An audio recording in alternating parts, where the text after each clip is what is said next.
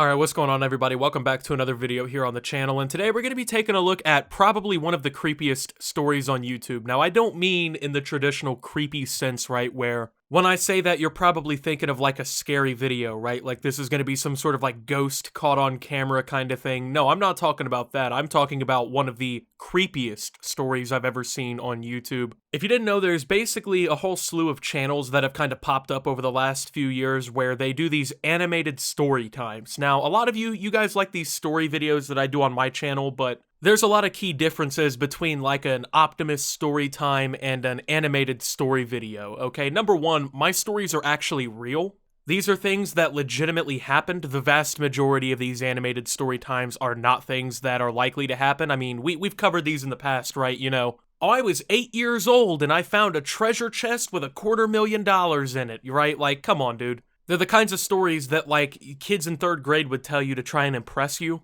But let me be honest, these stories are not impressive in the slightest. In fact, this one here makes me think that whoever had this story should probably be locked up in prison, bro. So the video we're going to be taking a look at today is called I Have a Secret Pool Room, and it has nearly 2 million views as of me making this video. It's been up for about 2 months here on YouTube, so averaging a meager, you know, $1 million or million views a month. I don't know how much dollar amount I guess you'd see out of that, but I'm assuming it's got to be pretty high for people to just be telling this kind of shit out on the internet, right? To just be admitting these kinds of things out to people. So anyway, it's kind of a long video. It's about 18 minutes long, 17 and a half minutes long. So I kind of just want to get right into it and start reacting right away. With that being said, thank you guys for tuning in, and let's go ahead and get right on into the video. When everyone had left school, I crept cautiously to the janitor's pantry.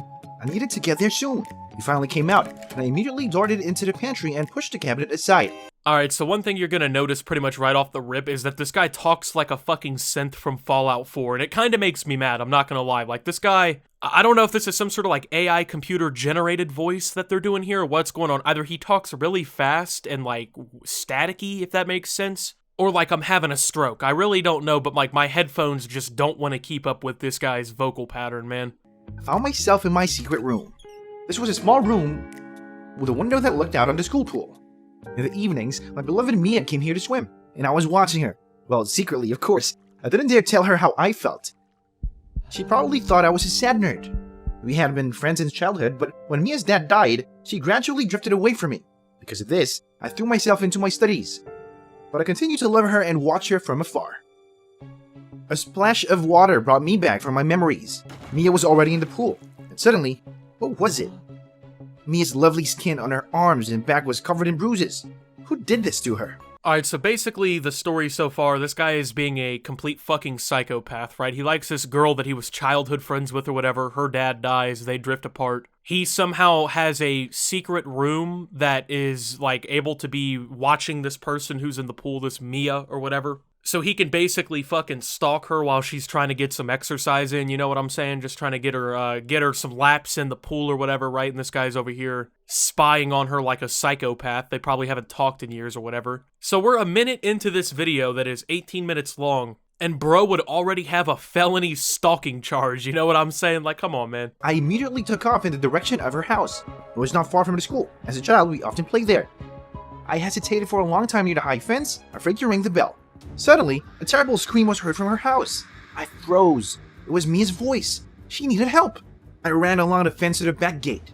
Damn, it was locked. Then I quietly climbed over it into the courtyard and abruptly jumped down. Gathering my strength, I ducked down and climbed into the front garden right under the living room windows. There were sobs from the house. "Fred, don't touch her!"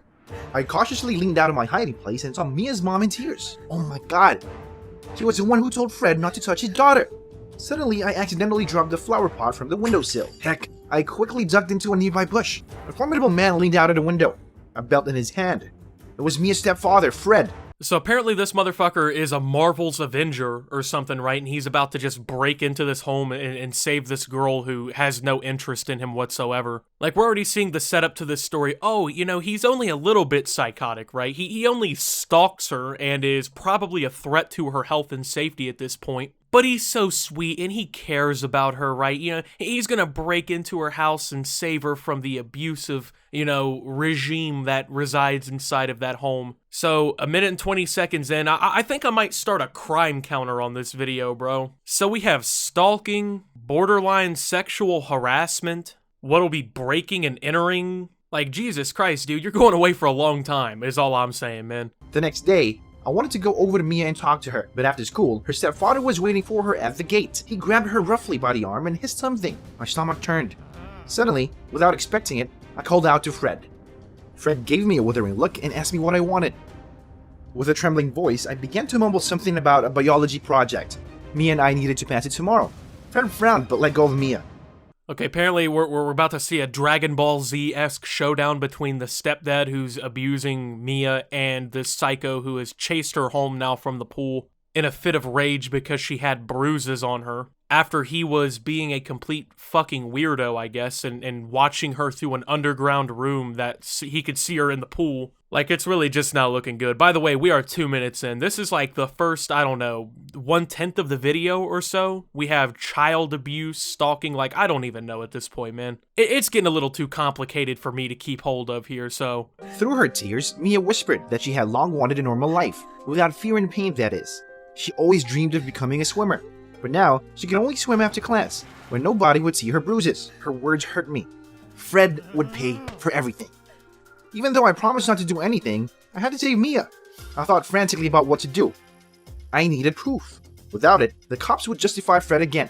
Okay, so to kind of, I guess, help you guys along here, basically now he's like plotting some sort of like revenge or something on this Fred guy. I guess Fred is like this girl's stepdad that this weirdo has been stalking through his underground lair or whatever here, where he's basically, eyeballing women who are getting in the pool or whatever. If you keep in mind here, he should not be in this situation. Like, this is not something he should be partaking in whatsoever. Like, if bro was just a normal person, this would not be a thing. He literally only knows that this is a problem or whatever because he was being a fucking weirdo, which I guess was like the setup for the story. It was like an ends justify the means kind of thing, right? Where, oh, I mean, he's not a completely psychotic, creepy, weird guy because, he's trying to help her. He's so sweet. What a Prince Charming, right? And I'm just sitting here thinking, like, what the fuck is going on? Like, okay, so you got to think about this in two different ways at this point, at least from my point of view here. Option A, this is a completely fabricated story and someone just made up the fact that they were a fucking weirdo and completely, I guess, wrote this story out to be the way that it is.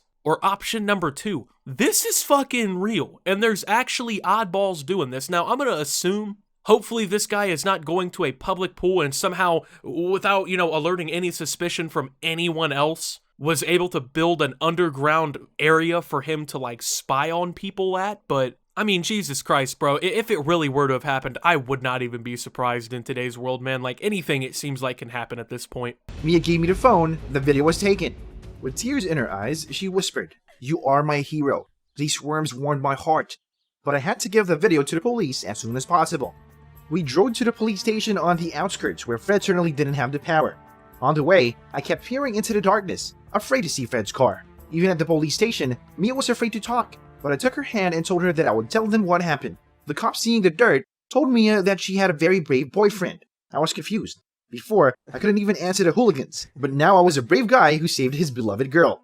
Alright, so they go to the police station to get this douchebag arrested who's been beating on this girl or whatever, and apparently now he's a fucking hero. Like, the cops just didn't ask any other questions, like, hey, how did you figure out this was going on? Oh, I was just fucking stalking her, you know what I'm saying? I was trespassing on their property and doing all kinds of psychotic things because I like this girl who wouldn't talk to me. But I'm a fucking hero, man. You know why? Because, I figured out what was going on. I cracked the case, like, okay, Scooby-Doo. And apparently now this is just enough for this girl, right? Like, I'm not sure how this is about to end, but, like, he's trying to make it out like he's some sort of fucking hero or something for all this.